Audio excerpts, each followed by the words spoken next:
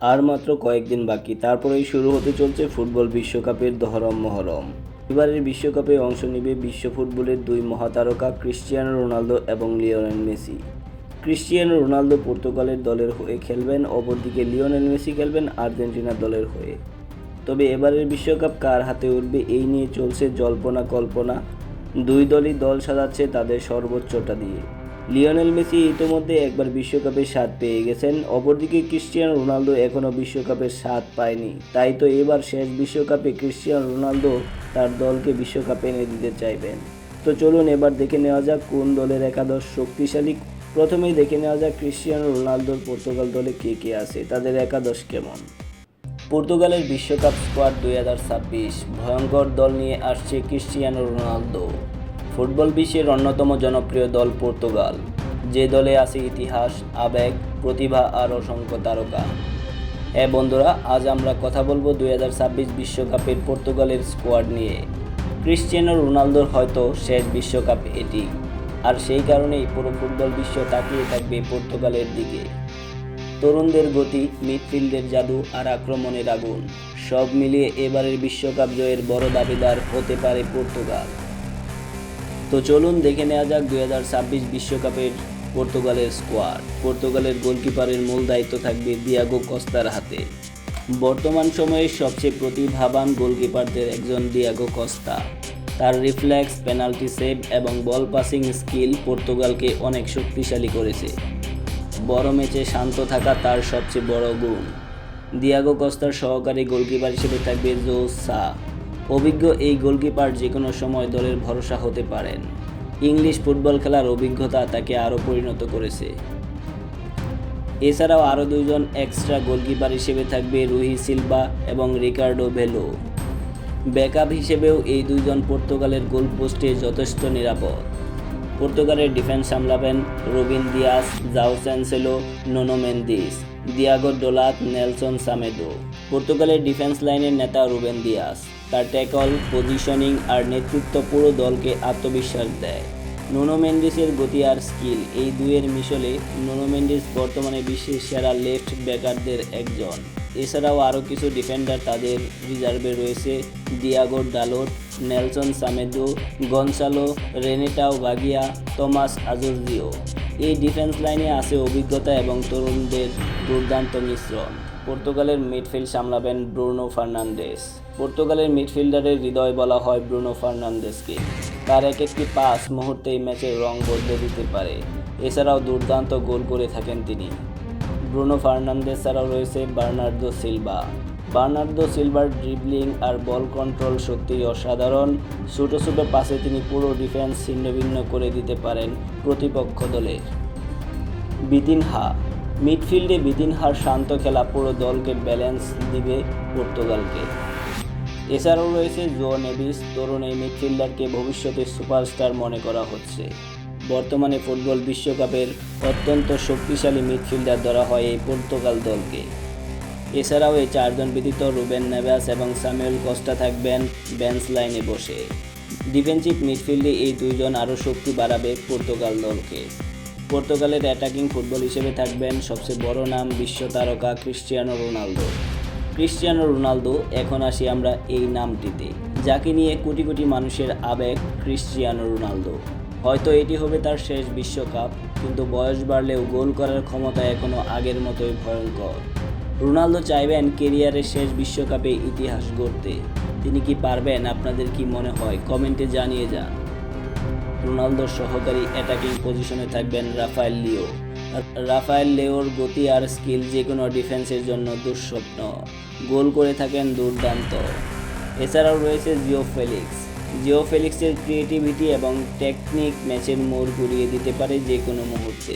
এই তিনজন ছাড়াও পর্তুগালের বেঞ্চে আরও অ্যাটাকিং ফুটবলার হিসেবে থাকবেন পেদ্রো নেতো, ফ্রান্সিসকো ট্রানিকো, গনসালো গাডিস এবং গনসালো রামোস। এই আক্রমণ ভাগের গতি, স্কিল আর ফিনিশিং পর্তুগালকে করে তুলতে পারে অন্যতম ভয়ঙ্কর দল। তো বন্ধুরা, আপনাদের মতে এই স্কোয়াডকে 2026 বিশ্বকাপ জিততে পারবে? ক্রিস্টিয়ানো রোনালদো কি শেষবারের মতো বিশ্বকাপ ট্রফি হাতে তুলতে পারবেন? এবার আমরা দেখব লিওনেল মেসির আর্জেন্টিনা দলে কে কে আছে। বিশ্ব ফুটবলের সবচেয়ে ভয়ঙ্কর দল কোনটি? যে দলে আছেন ফুটবলের জাদুকর লিওনেল মেসি, গোল মেশিন লাউতারো, তরুণ তারকা এনজো আর দেয়ালের মতো ডিফেন্স। আজকের ভিডিওটিতে আমরা দেখব আর্জেন্টিনার সম্ভাব্য সেরা একাদশ, যারা 2026 বিশ্বকাপে পুরো পৃথিবী কাঁপিয়ে দিতে পারে, আবারও হতে পারে চ্যাম্পিয়ন। আর্জেন্টিনা দলের আক্রমণ ফরমেশন হয়ে থাকে বেসিক্যালি 4-3-3 ফরমেশনে। দলের শক্তি হলো মিডফিল্ডের নিয়ন্ত্রণ, দ্রুত কাউন্টার অ্যাটাক এবং অভিজ্ঞ ডিফেন্স। শুরুতেই আর্জেন্টিনার গোলকিপারের দায়িত্ব এবারও সামলাবেন এমিলিয়ানো মার্টিনেজ। আর্জেন্টিনার শেষ ভরসার নাম এমি মার্টিনেজ। বিশ্বকাপ ফাইনালে অসাধারণ সেভ করে তিনি হয়ে গেছেন জাতির নায়ক। তার সবচেয়ে বড় শক্তি হলো পেনাল্টি সেভ করতে তিনি সবচেয়ে বেশি দক্ষ। চাপের মুহূর্তে শান্ত থাকা, ডিফেন্সকে নেতৃত্ব দেওয়া। 2026 বিশ্বকাপে আর্জেন্টিনার গোলপোস্ট নিরাপদ রাখতে আবারও ভূমিকা পালন করতে পারেন এই গোলরক্ষক। ডিফেন্স লাইনের লেফট ব্যাকে থাকবে নিকোলাস তাগলিয়াফিকো দারুণ ট্যাকল করতে পারেন এবং আক্রমণেও সাহায্য করেন। বাম দিক থেকে দ্রুত দৌড়ে উঠে ক্রস দেওয়া তার বড় অস্ত্র। সেন্টার ব্যাক হিসেবে থাকবে নিকোলাস ওতামেন্দি দলের সবচেয়ে অভিজ্ঞ ডিফেন্ডারদের একজন। শারীরিক শক্তি, হেড এবং নেতৃত্ব সব কিছুতেই দুর্দান্ত তিনি। বিশ্বকাপের বড় মঞ্চে ওতামেন্দির অভিজ্ঞতা আর্জেন্টিনাকে বাড়তি আত্মবিশ্বাস দিতে পারে। সেন্টার ব্যাক হিসেবে থাকবে ক্রিস্টিয়ান রোমারোকে বলা হয় ডিফেন্সিভ যোদ্ধা। তিনি আক্রমণভাগের খেলোয়াড়দের এক মুহূর্তেও শান্তিতে থাকতে দেন না। তার আগ্রাসী ডিফেন্স আর্জেন্টিনাকে আরও শক্তিশালী করে তোলে। রাইট ব্যাকে থাকবে নাহুয়েল মলিনা খুব দ্রুতগতির একজন ফুলব্যাক। ডিফেন্সের পাশাপাশি আক্রমণেও তিনি সমান কার্যকর। তার ওভারল্যাপিং রান প্রতিপক্ষের ডিফেন্সে বড় সমস্যা তৈরি করে।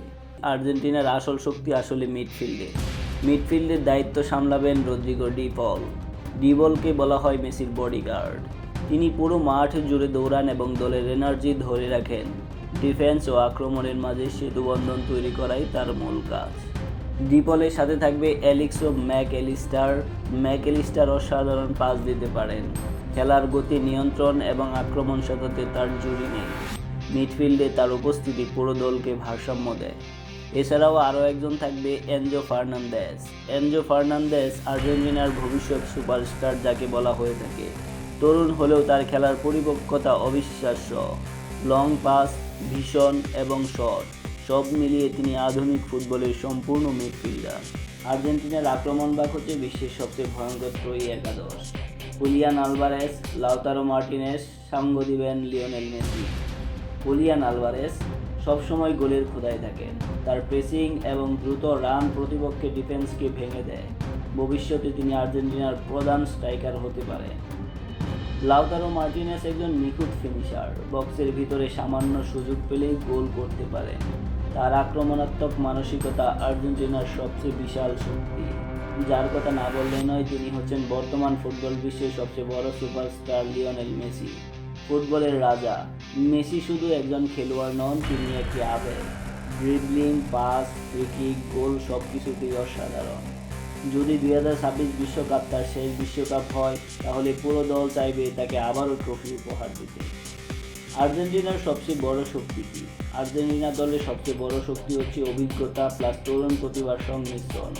শক্তিশালী মিডফিল্ড, বিশ্বসেরা আক্রমণ ভাগ, দুর্দান্ত টিম কেমিস্ট্রি, চাপের ম্যাচ জেতার মানসিকতা।